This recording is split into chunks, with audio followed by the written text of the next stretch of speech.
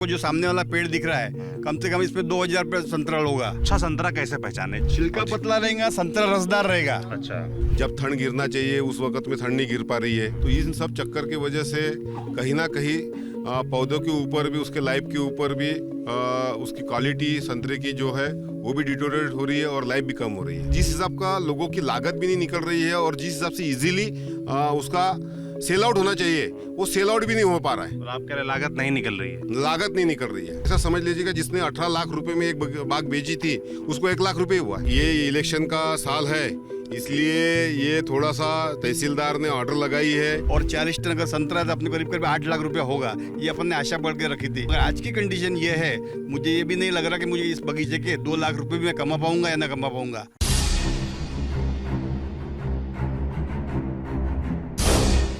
Screen पर आप इस वक्त संतरे देख पा रहे हैं और संतरे सीधे पौधों में लगे हुए हैं। और नागपुर अपने संतरों के लिए मशहूर है, ऑरेंज सिटी ऑफ इंडिया इसे कहा भी जाता है। हम नागपुर कवर कर रहे थे तो हमने सोचा क्यों ना संतरों के बाग देखे जाएं कैसे होते हैं, संतरे से जुड़े जो किसान हैं उनके क्या मुद्दे हैं चुनाव को लेकर, और कुछ मन में हमारे सवाल भी थे कि सही संतरा कैसे चुने। संतरा जो यहाँ पर बता रहे हैं लोग कि 10 से 15 रुपये किलो बिक रहा है, वो हम लोगों को कैसे दिल्ली और उत्तर प्रदेश में जाकर मिलता है 50 रुपये 100 रुपये किलो। तो उनको क्या भाव मिलता है, उनके क्या मुद्दे हैं, जानेंगे समझेंगे। आप मेरे चारों तरफ देख पा रहे होंगे संतरों के पौधे लगे हुए हैं, पेड़ लगे हुए हैं और हज़ारों की तादाद में संतरे लगे हुए हैं। मगर कुछ संतरे ज़मीन पर भी पड़े हुए हैं, इसका क्या कारण है इसके बारे में भी बात करेंगे। तो कुछ संतरा किसान हमारे साथ हैं। आपका बाग है? हाँ जी। क्या नाम है आपका? संदीप पालीवाल। संदीप पालीवाल जी। कब से कर रहे हैं ये आप? करीब 20 साल से। 20 साल से कर रहे वैसे तो पीढ़ों दर पीढ़ी चल रही है, हमारे दादा भी करते थे, पिताजी भी करते थे, अब हम कर रहे हैं। हैं। तो ये पूरा संतरा बेल्ट है आसपास, हाँ यहाँ जी, बिल्कुल। ज्यादातर लोग जो है वो संतरे पर ही, इसी संतरे पे खेती में निर्भर निर्भर हैं। हाँ जी। तो कितना आपके बाग में कितना पेड़ होगा? करीब 1500 पेड़ है संतरे का। 1500 पेड़। तो जैसे ये हम पेड़ देख पा रहे हैं, हाँ जी। तो ये एक पेड़ में कितना संतरा होता है? ये लगभग एक पेड़ में, देखो पेड़ के ऊपर डिपेंड करता है। करीब ये आपको जो सामने वाला पेड़ दिख रहा है, कम से कम इसमें 2000 रुपये संतरा होगा। अच्छा, हाँ। 2000 नग होगा संतरे का। अच्छा।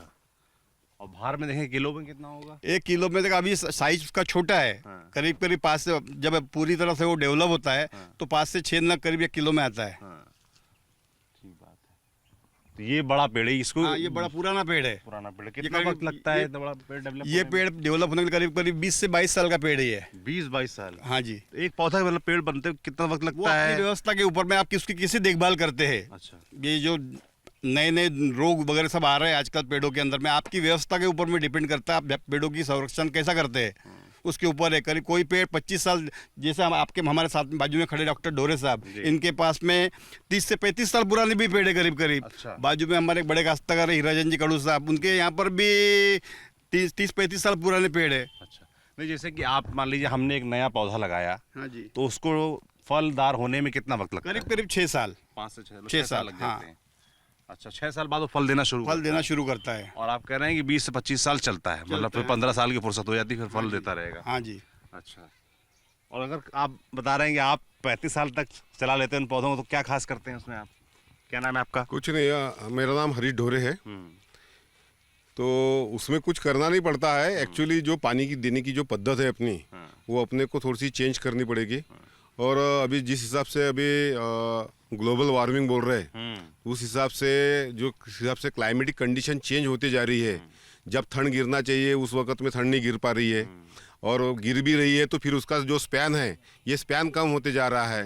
तो इन सब चक्कर की वजह से कहीं ना कहीं पौधों के ऊपर भी, उसके लाइफ के ऊपर भी उसकी क्वालिटी संतरे की जो है वो भी डिटोरेट हो रही है और लाइफ भी कम हो रही है। बिल्कुल ठीक कह रहे हैं। देखिए अब ये 3 नवंबर है आज, और दिन में शाम का 4 बज रहा है और हम लोग का पसीना निकल रहा है। धूप निकली हुई जोरदार, ठंड का आता पता नहीं है। कहाँ दशहरे के वक्त आ जाती थी अक्टूबर तक में ठंड, और नवंबर चल रहा है।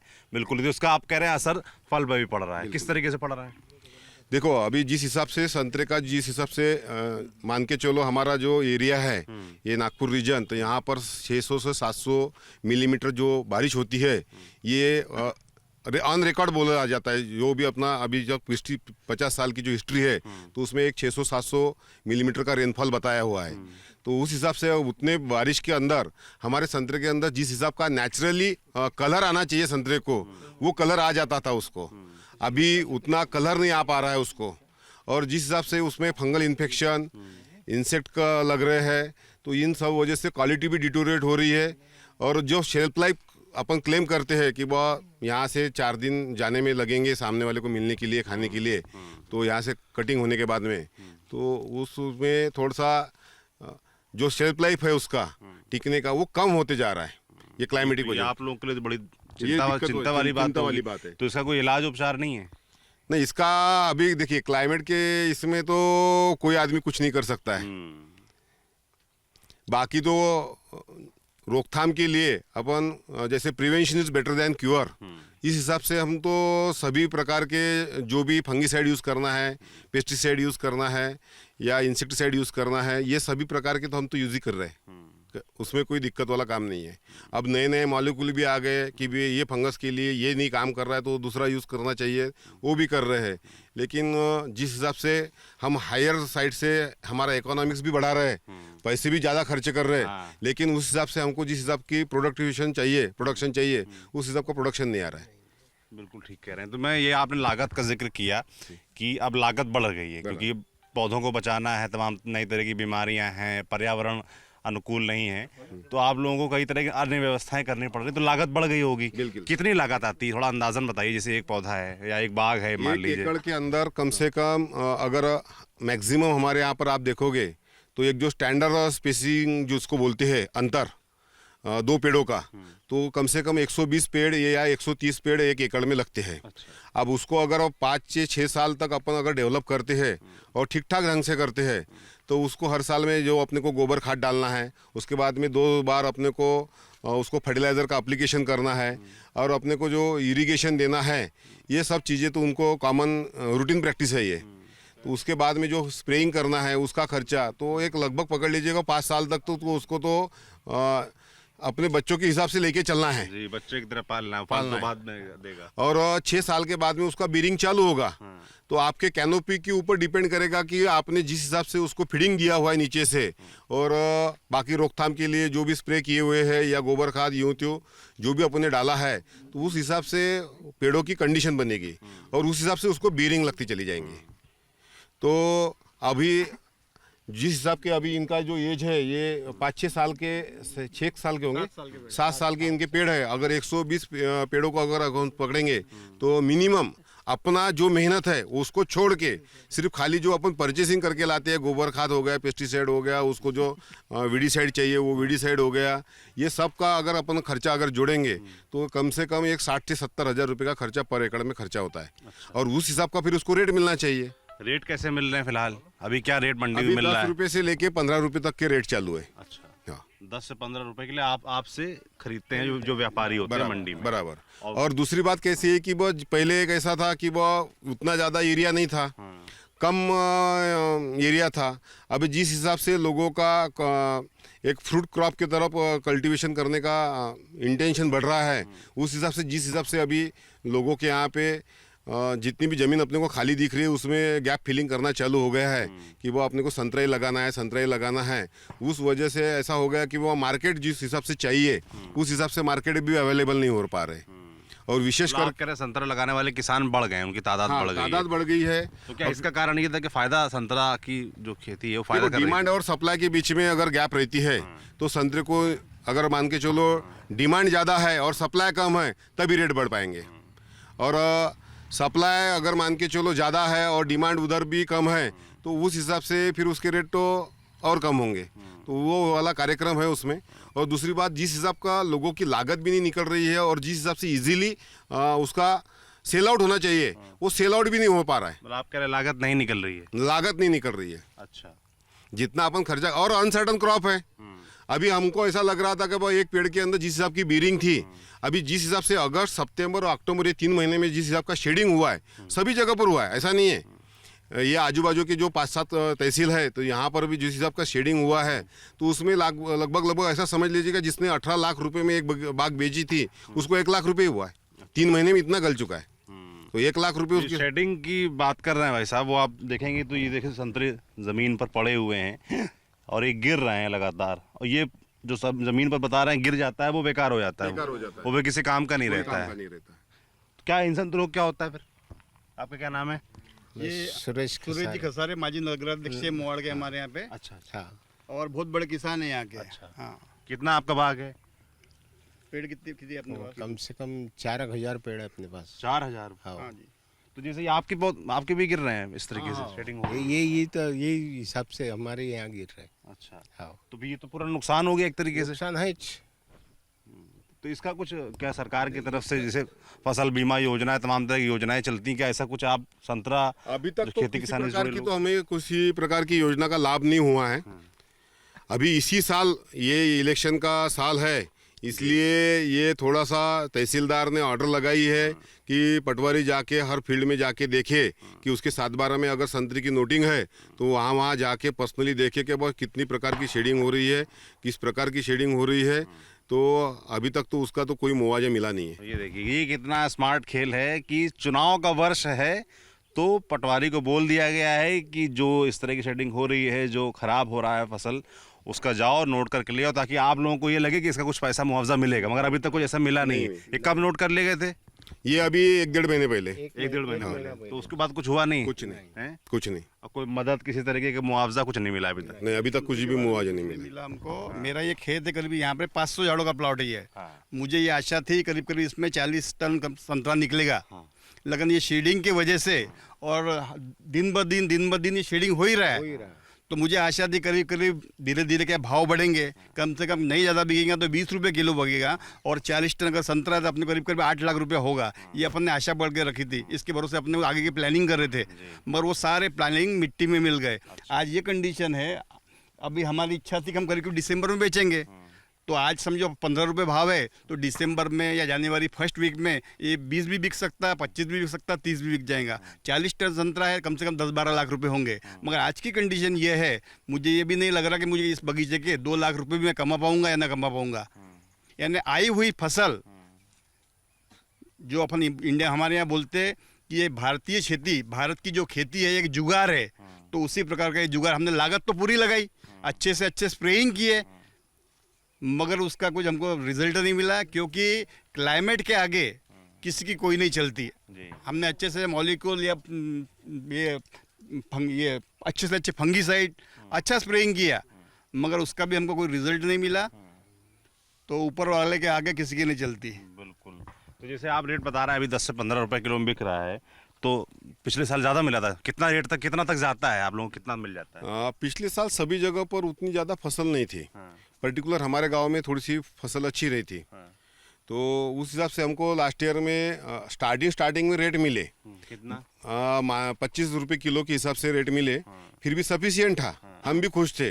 लेकिन जैसे जैसे नवंबर आता गया, फिर दिसंबर आते गया, तो दिसंबर में जिस हिसाब का शॉर्ट गिरता है, तो उस टाइम में रेट एकदम डाउन हो गया। तो हमने लास्ट ईयर में कुछ लोगों ने 90% लोगों ने हमारे गांव के अंदर, तो लेट ही सीजन चलता है, तो मैक्सिमम लोगों ने 20 रुपये के अंदर ही संतरे बेचे, 12 रुपये से लेके 20 रुपये तक। और इस बार और ज़्यादा कम हो गया है और रेट। इस बार और ज़्यादा हो गया कम।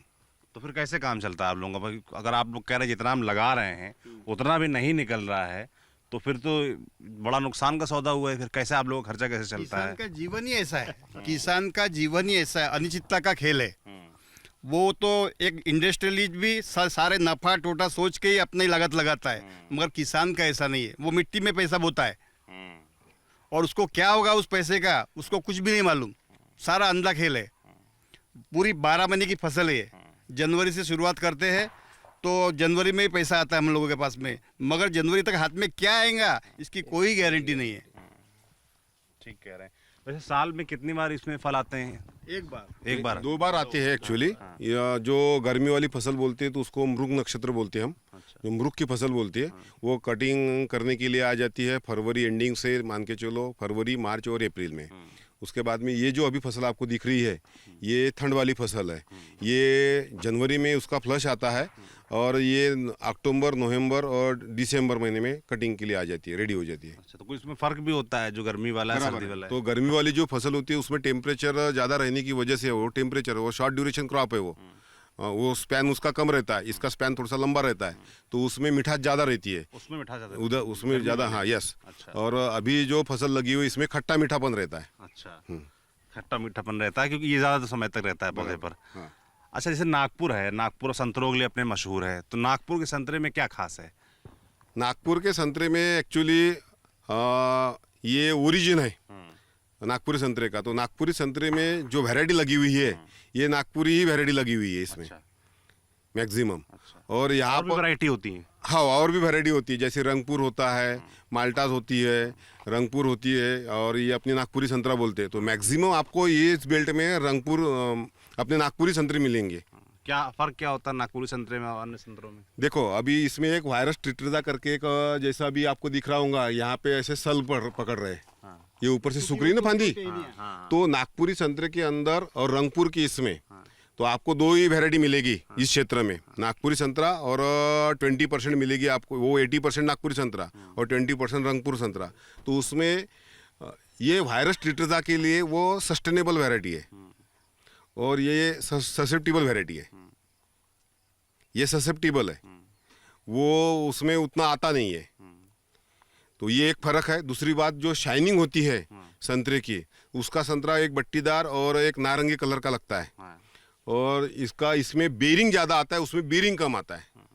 कैसे पहचान, जैसे हम लोग हैं, हम लोग मान लो दिल्ली में खरीद रहे हैं, तो हम कैसे पहचानेंगे कि कौन सा संतरा अच्छा है, कौन सा मीठा है? ये बड़ा एक रहता है हम लोग को।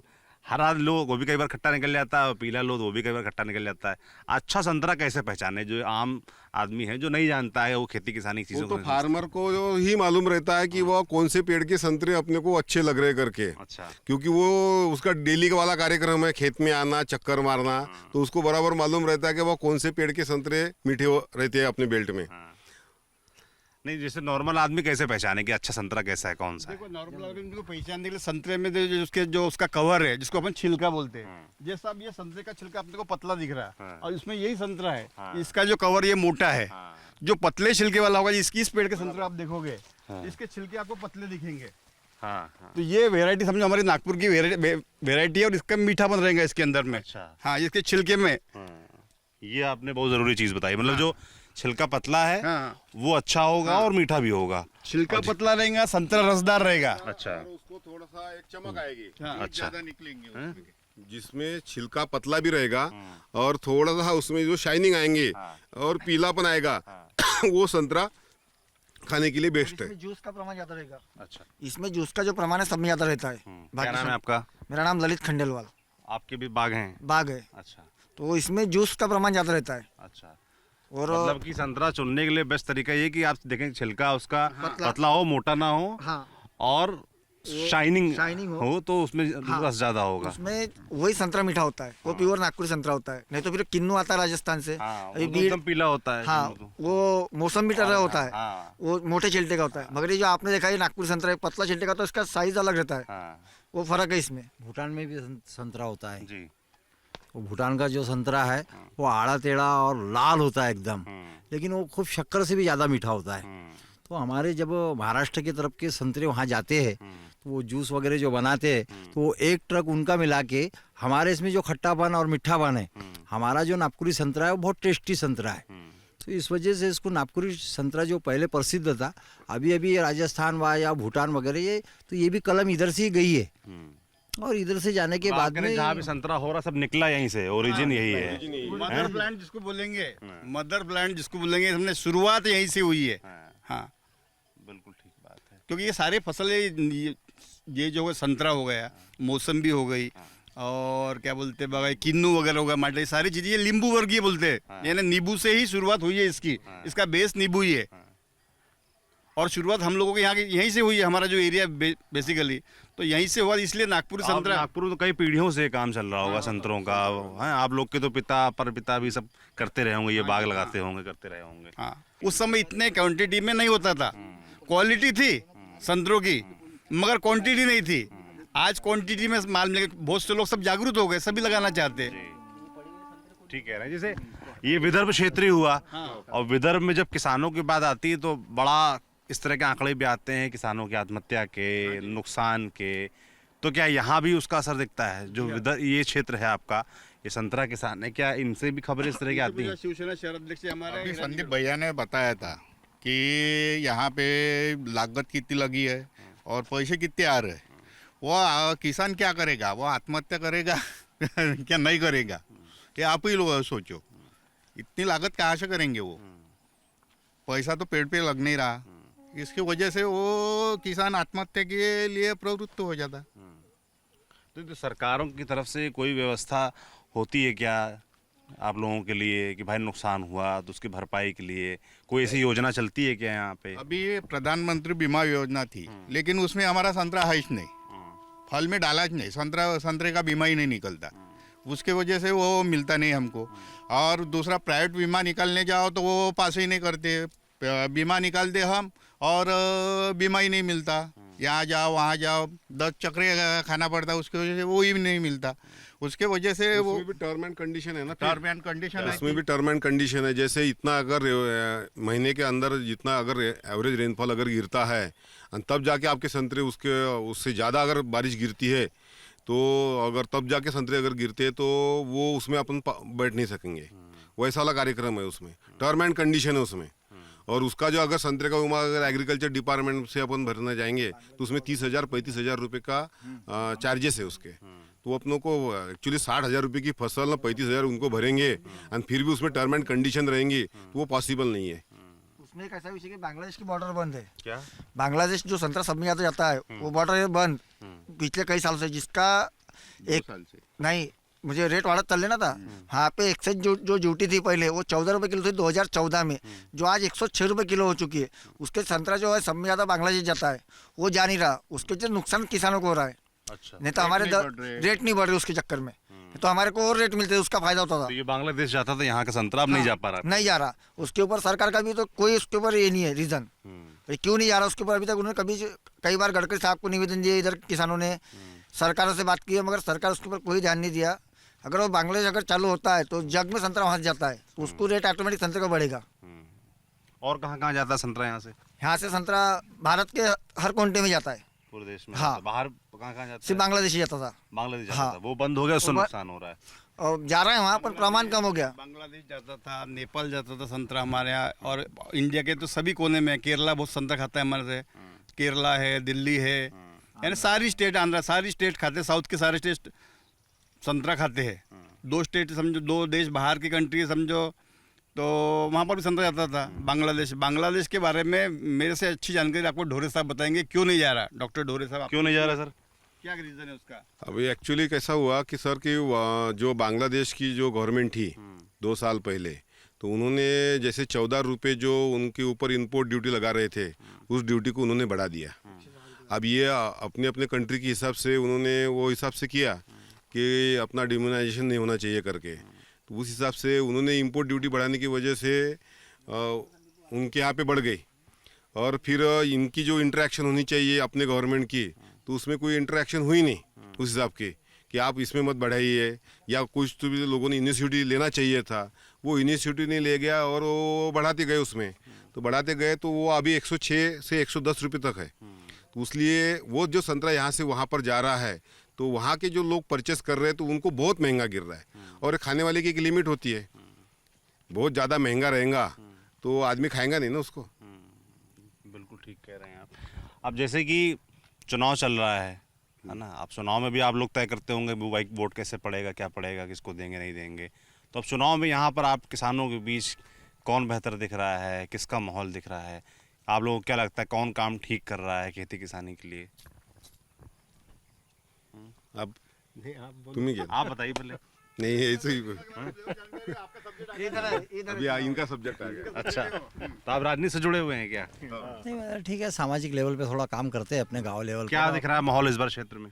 माहौल तो इस बार बीजेपी की तरफ से लग रहा है, अच्छा, महायुति सरकार का। मायावती सरकार और को हमारे देवेंद्र फडणवीस जी, चंद्रशेखर बावनकुड़े, गडकरी साहब अपने विदर्भ में भी यही किसानों के बारे में उनको काफ़ी समीक्षाओं का उनको मालूमात है और जहाँ तक कोशिश कर रहे हैं कि काश्तकार को भी अच्छा बेनिफिट मिले। क्या किया है उन लोगों ने आप लोगों के लिए? अभी तो हमारे यहाँ बहुत अच्छे काम उनके वजह से 2.5 साल के सरकार में बहुत अच्छे काम हुए। जैसे क्या? कम से कम 40 अभी योजना है, जैसा किसान योजना के अंदर 6 दूने 12,000 रुपये 1 साल का किसान सम्मान निधि मिला और काफ़ी लोगों के खाते में पैसे आ गए। अभी हाल ही में उन्होंने 2-4 महीने के पहले एक लाडली बहना की योजना है, वो 1,500 रुपये के हिसाब से आया। विरोधक उसके पहुंचा बारे में गाँव- चिल्ला गाँव में रहे, महिलाओं पूरे महिलाओं के पास पहुंच गया और वो लाडली बहना इतनी खुश है कि उसका इतना बेनिफिट मिलेगा कि हम 99% बिल्कुल ताकत से बोल रहे हैं। किसान दुखी हैं वो बता रहे थे नुकसान हो रहा है उनका। किसान दुखी है। ये 1-1.5 महीने के अंदर हमारा जो बेल्ट है संतरे का, ये 1.5 महीने के अंदर में ये वातावरण तैयार हुआ। उस टाइम तक आचार संहिता लग गई थी, सरकार 1-3 महीने से हुआ, लेकिन उसका जिस तरीके से गवर्नमेंट ने हर तरीके से सरकार ने यानी जो सरकार में बैठे हुए हैं मुख्यमंत्री उप मुख्यमंत्री, इन्होंने काफ़ी यानी तो उसमें थोड़ा सा कर्मचारियों की अधिकारियों की कुछ कमजोरी है जो सही ढंग से वो क्षेत्र में नहीं पहुँच चुके। अब उसके ऊपर कुछ जो काश्तकार है समीक्षाओं के साथ में वो अपने अपने और तरीके महायुति से। के बारे में जैसे बताया, इससे पहले 2.5 साल महाविकास अघाड़ी की भी सरकार है, उद्धव ठाकरे मुख्यमंत्री थे, उनका काम कैसा रहा? उनका काम तो बस वो मातोश्री से बैठ के सारा कारोबार चलाते थे और बस वहाँ से ही अपना चलते थे। और उनके वो एक सीपे सालार है हमारे राउत साहब, जैसा भी दिल में आया वैसी अपनी बंदूक दबा देते थे, गाड़ी चलते रहता था। तो उद्धव ठाकरे नहीं पसंद है? वो उद्धव ठाकरे जी पसंद है। नहीं, उद्धव ठाकरे जी बहुत अच्छे हैं, देखने दिखाने में खूबसूरत है। अब पसंद हमको सरकार चलाने में नाकाम रहे। वो पार्टी के जो सेना प्रमुख थे उस टाइम उनका आदेश का बड़ा अच्छा पालन होता था सरकार में भी। लेकिन जब वो मुख्यमंत्री बने और सरकार की जब उन्होंने खुर्ची संभाले, जब उनको पता लगा कि बाहर से बोमलने में क्या मज़ा है और सरकार के खुर्ची में क्या तो उसके वजह से वो फेल हो गए और आगे भी वो फेल होते चले गए। तो आप लोग क्या सोचते हैं, जैसे ये जो पॉलिटिक्स महाराष्ट्र में पिछले कुछ समय से हुई है, कुछ पता नहीं चलता कब कौन किसके तरफ है। 2-4 पार्टियां नई हो गई, देखिए शिवसेना 2 हिस्सों में हो गई और उसके अलावा एनसीपी 2 हिस्सों में हो गई। तो आप लोग बीच मन में संशय भी तो रहता होगा कि कब कौन किसके साथ मिल जाए, कुछ पता ही नहीं चल रहा है यहाँ पर। ये जो कुछ हुआ है सही नहीं हुआ, ऐसा नहीं होना था। उद्धव ठाकरे जी का भी काम बढ़िया था, उन्होंने भी कई साल तक बीजेपी के साथ मिलकर काम किया उद्धव जी ने। मगर किसी कारणवश पार्टी को, तो हम लोग तो अपन साधारण कार्यकर्ता है, उतने ऊंचे लेवल की हम लोग बात नहीं कर सकते। जब तक मिलके तो साथ में बढ़िया काम उनका हो रहा था और अच्छे से काम चल रहा था। मगर फिर उन्होंने कैसा जिन लोगों के साथ में युति की कांग्रेस के साथ में, तो ओरिजिनल जो सोच है बीजेपी में इसकी शिवसेना की और बीजेपी की एक मिलती जुलती थी और उन्होंने कई साल 20 साल की युति थी, अच्छा कारोबार चलाया। मगर उन्होंने जैसा जिसकी जो लेवल नहीं थी कांग्रेस के साथ में वो चले गए। और हमारे से मराठी में कहा जाता है कि अनैसर्गिक युति हुई। किसी की सोच है कि मैं ऐसा बनना चाहता हूँ, वो कांग्रेस की सोच अलग थी। मेरा आप कह रहे हैं शिवसेना को कांग्रेस साथ नहीं जाना चाहिए? नहीं, बिल्कुल नहीं जाना था। और उनका कहना था भाई कि उन्होंने कहा था कि मुख्यमंत्री बनाएंगे, अमित शाह ने कहा था, और मुख्यमंत्री बनाने को तैयार नहीं हुए इसलिए वो चले गए। हाँ, ये बात भी है, बोलना ये बात तो सही है। अब उसके बारे में बताइए, शिवसेना के बताएंगे उसके आप बारे में। शिवसेना से जुड़े हुए हैं, क्या चल रहा है यहाँ? शिवसेना का माहौल क्या है? नहीं, शिवसेना का तो यहाँ पे कैंडिडेट नहीं है, उसके वजह से कुछ माहौल तो ऐसा है नहीं। यूटी में है सब। जैसे आप आम कार्यकर्ता हैं, तो जैसे अलग हुए, शिवसेना अलग हुई बीजेपी से, अब कांग्रेस के साथ है। अब वैचारिक रूप से देखेंगे तो कांग्रेस से मेल नहीं खाता है ना, एनसीपी से मेल खाता है। जमता ही नहीं, मेल ही नहीं। तो आप लोग जो आम कार्यकर्ता वो क्या सोचता है? हाँ, हम तो सुस्त बैठे हैं घर पे। अच्छा। क्योंकि हमारा मेल ही नहीं खा रहे हम। कांग्रेस के साथ बैठना हमको गवार ही नहीं हो रहा। और कैसा हो रहा, उद्धव साहब जी का अच्छा था काम। ये सब जब से वो गए 2.5 साल 2 साल में गए, वो तब से जब एकनाथ शिंदे जी आए तब से तो बेकार ही काम है। एकनाथ शिंदे के बारे में क्या सोचते हैं? नहीं, बहुत ही वो कैसा है, नहीं बोलेंगे तो कठपुतली हो गई और सब हो गए, पैसे के बिक रहे, तोड़ मोड़ के अपनी सरकार चला रहे। नहीं, वो तो कहते हैं कि भाई ये कांग्रेस से हाथ मिला लिया, उनके हाथों खेल रहे थे इसलिए हम तोड़ के आ गए। वो भी लोग जो बोल रहे थे कांग्रेस साथ में हाथ मिलाया, वही आज नवाब मलिक के साथ में खांदा लगा के मुंबई में प्रचार करने वाले हैं। मुंबई में उन्होंने वही जिसके ऊपर आरोप करा थे कि वो जो आतंकवादी के साथ में मिले हुए हैं, वही लोगों के साथ में आज भाजपा और सिंधेगढ़ उनके साथ में प्रचार करने वाला है। अजित पवार जी है, उनको क्या बोल रहे थे, वही फडणवीस जी क्या बोल रहे थे, और चक्की पीसी उनके साथ ही बैठ रहे हैं, कुर्सी को कुर्सी लगा के यही बैठ अजीत रहे हैं। पवार तो शिवसेना में उद्धव ठाकरे के साथ भी थे। हाँ तो थे ना, तो हमको नहीं पटता था ना, वो नहीं पट रहा हमको, तब से नहीं पट रहा अच्छा, हमको। आपको वो भी उनका फैसला भी नहीं, नहीं पसंद है और ये भी जो हो रहा है ये भी नहीं क्या पसंद। होना क्या चाहिए फिर? ये होना चाहिए था, बीजेपी शिवसेना एक जगह होना था। हमारे को हिंदूवादी लोग हैं, हम हिंदूवादी होना था, हमको एक जगह होना था। तो ये इसके वजह से हमको नहीं जम रहा वो। और पूरा खेल ये जो करा है वो फडणवीस जी ने आधी रात में करा है, वह खेल है 50 खोखे वाला खेल है सब ये। क्या 50 खोके? एकदम ओके वाला जो थे 50 खोखे दे दे के अंदर फोड़े उन्होंने एक एक अच्छा, विधायकों को तोड़ा है। विधायक को तोड़ा ऐसा है, देखे। गुवाहाटी सूरत ले जाते हुए, गोवा ले जाते हुए। तो ये फडणवीस जी ने जो करा उसके भगवान को भी लोकसभा में दिखे और रहे सुई अभी विधानसभा में दिखने वाली है। भले लाडली बहन लाए और कुछ लाए, एंटी लहर महाराष्ट्र में भाजपा की चालू है। अच्छा। वो आपको थोड़ा थोड़े दिन में दिखने वाली है। आप कह रहे हैं लोकसभा में जो नुकसान हुआ है वो विधानसभा में भी होगा? जहाँ जरूर होगा, अच्छा, इस क्षेत्र विदर्भ में। विदर्भ में और महाराष्ट्र में भी होगा। अच्छा, जो उन्होंने जितने आरोप करे थे वो आरोप का खंडन हुआ है। मुंबई के अंदर भी आप देखो, लोकसभा के बाद में वहाँ पे विधान परिषद का चुनाव हुआ, सीनेट का चुनाव हुआ, वहाँ पे उद्धव ठाकरे गट नहीं बाजी मारी है, वहाँ भाजपा ने बाजी नहीं मारी। तो उसका और जो इफेक्ट मुंबई में भी जो बोले थे, ये जो बोल रहे सेना खत्म हो चुकी है, वो मुंबई में शिवसेना अभी भी खत्म नहीं हुई है। हर लोगों के दिल में शिवसेना वहाँ पे अभी भी राज करती है। मगर कार्यकर्ता जैसे आप लोग हैं, आप लोग तो शांत बैठे हुए हम हैं। शांत इसके लिए है हाँ। कि हमारे यहाँ कैंडिडेट ही नहीं है हमारे ना, यहाँ उम्मीदवार नहीं है। उम्मीदवार रहता शिवसेना का तो हम बाहर निकलते थे। कांग्रेस का है तो इसलिए नहीं लड़ाएंगे? नहीं, हम काहे क्यों निकले? हम 30 साल घर में फिर बैठे तो रहते। ऐसे में जहाँ जहाँ कांग्रेस लड़ रही है हाँ। वहाँ शिवसेना के जो कार्यकर्ता है अगर वो नहीं लड़ाएगा तो नहीं, वो कांग्रेस उनका- कांग्रेस को नुकसान नहीं होगा? वो उनका है। हम 30 साल से जिसके विरोध में थे, जिस अनिल देशमुख के, अभी उनके लड़के को उन्होंने टिकट दी है। मुझे पहले पिता अब पुत्र, मुझे घरानेशाही चालू है राजवट करके हम उसके विरोध में हैं। देखिए अब ये एक बड़ा जो ज़मीन पर कार्यकर्ताओं के मन में क्या चलता है और ज़मीन पर उसका क्या असर आता है वो यहाँ पर साफ तौर पर नज़र आ रहा है। मैं आप लोग से अंत में ही जानना चाहूँगा, जैसे आप लोग किसान हैं, संतरे से जुड़े हुए हैं, अब अगली जो भी सरकार आती है, जिसकी भी सरकार आती है, उससे क्या अपेक्षाएं रहेंगी संतरा किसानों को?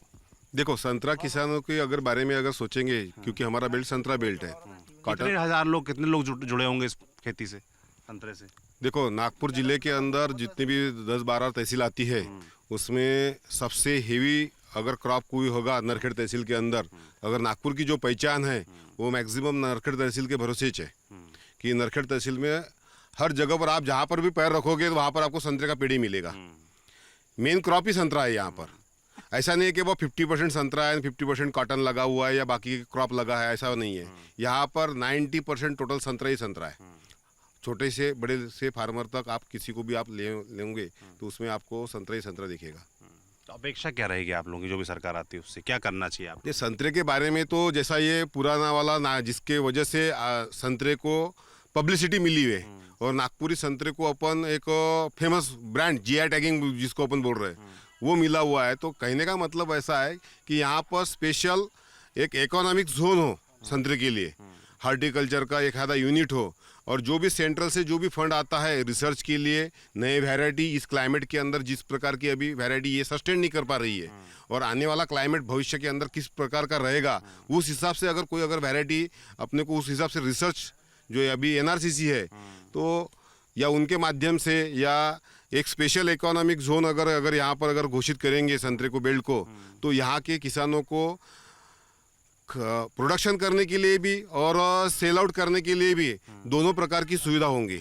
और जो ये सुविधा देगा तो उसी पक्ष को हम, किसी ने अभी तक कोई ऐसा वादा किया है? नेता लोग आते होंगे। देखिए एक्चुअली संतरा क्या है हम बताते हैं, वो सुन लेते, इधर से इलेक्शन हो गया कि वो भूल जाते हैं।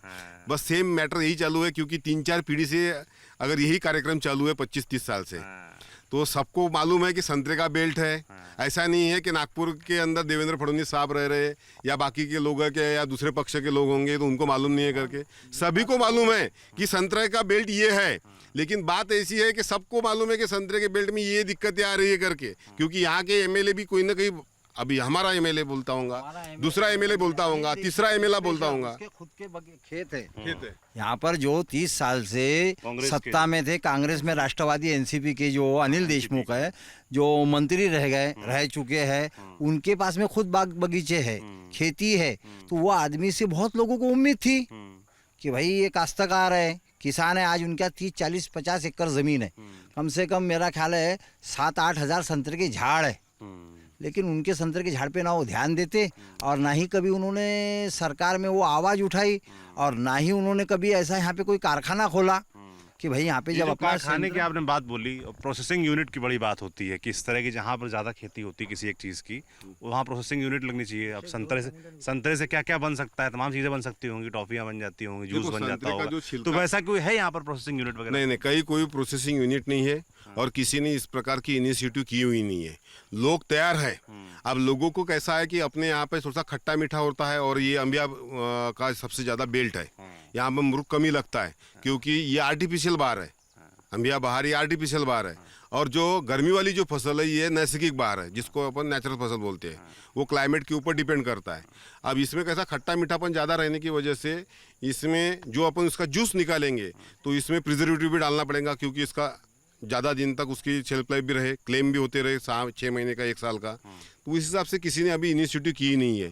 लोग तैयार है कि वह गांव-गांव में अपन ग्रुप बनाएंगे, लेकिन गवर्नमेंट ने अगर इसको अगर थोड़ा सा ये प्रोडक्शन के लिए अगर टेक्निकल ना हो और थोड़ा सा अगर ये इस ग्रुप अगर अच्छा है और इनकी अगर उसमें भाग भांडवल है तो अपन इसमें कुछ बैंक से फाइनेंस करके गवर्नमेंट का कुछ इसमें सब्सिडाइज करके अगर इस प्रकार का अगर देगा और थोड़ा सा मार्केट अगर अवेलेबल करके देगा तो मेरे हिसाब से वही संतरे के लिए क्रांति होंगी। बिल्कुल, ये एक बड़ी चीज़ है जो सरकारों को करनी चाहिए, ध्यान देना चाहिए कि किस तरीके से जो संतरा यहाँ पर इतना ज़्यादा बड़ी तादाद में हो रहा है उसको बाज़ार में जो पहुँच रहा है वो तो ठीक है, मगर अन्य उपयोग क्या हो सकता है उसके लिए प्रोसेसिंग यूनिट वगैरह लगवानी चाहिए, उसकी चिंता कोई नहीं करता। और जैसा कि भाई साहब कह रहे हैं कि चुनाव वक्त तो बड़ी चर्चा होती है और इस पूरे क्षेत्र में संतरा खूब होता है तो लोग आते हैं, वादे करते हैं, पर वो अमल में लाए नहीं जाते हैं। चुनाव के बाद सब लोग भूल भाल जाते हैं, ऐसा होता है। बिल्कुल। अभी इन्होंने थोड़ा सा टाइप किया हुआ है कोका कोला के साथ में, थम्स अप के साथ में कि उस संतरे का जो भी छोटे, इसमें 3-4 प्रकार के साइज रहते हैं। अच्छा। अभी को आपको कुछ बड़ा दिखेगा। हाँ। जो छोटे साइज के संतरे हैं तो वो मार्केट में बेचे नहीं जाते। अच्छा, तो वो संतरे वो बाहर फेंक देते हैं। क्योंकि अगर पैसे दे रहे वो और उस हिसाब के तो वो बड़े संतरे के ही पैसे देंगे। तो अब छोटे जो संतरे रहते हैं जिसको चूरा बोलते हैं, ये चूरे के पैसे नहीं देते उस हिसाब के। एक संतरा 20 रुपये जाएगा तो एक संतरा 5 रुपये किलो जाएगा छोटा वाला। तो अब छोटे संतरे के अगर पैसे अगर बनेंगे आदमी के तो आदमी का जो मेंटेनेंस है खेती के लिए लगाने के लिए तो वो भी थोड़ा सा भर के निकलेगा उससे। तो क्या होता है छोटे संतरे का? अब छोटे संतरे की इसको जैसे अभी इसेंस में डालते हैं कोका कोला की, इसमें अब इन्होंने टाइप करना चाहिए और उनके ऊपर प्रेशर लाना चाहिए गवर्नमेंट ने। ये काम कौन कर सकता है? गवर्नमेंट कर सकता है, जो भी गवर्नमेंट रहेगी तो वो गवर्नमेंट ही उसके ऊपर प्रेशर ला सकती है कि वो आपको ये डालना है अगर यहाँ पर बिजनेस करना है तो। हमारा ये संतरा जो है नागपुरी संतरा, तो इसमें का आपको इतना परचेस करना पड़ेगा और उनको जो सप्लाई करने के लिए जो भी चेन है तो यह यहाँ पर ग्रुप बनाने के लिए फार्मर है क्योंकि सभी लोग संतरा ही प्रोडक्शन कर रहे हैं। मान के चलो गांव के अंदर 100 लोग हैं, 100 लोग में से 90 लोग अगर संतरा ही पका रहे हैं तो वो लोग ग्रुप में जाने के लिए कुछ पोटेंशियल फार्मर भी है। अब उनको टेक्निकल ना हो और सोचा टाइप करके अगर दे इतनी सी थोड़ी सी अगर मदद कर देंगे गवर्नमेंट तो समझ लीजिए कि बस संतरे के अच्छे दिन आने वाले।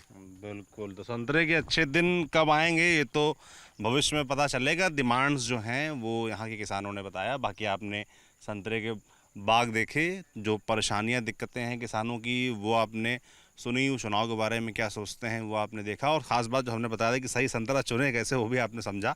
तो ऐसे ही जहाँ पर हम जाएंगे जो भी खास चीज़ें होंगी आपको यूँ ही दिखाते रहेंगे। आप देखते रहिए TV9 डिजिटल। मैं सौरभ हूँ, कैमरे के पीछे मेरे साथ जेरी हैं। शुक्रिया।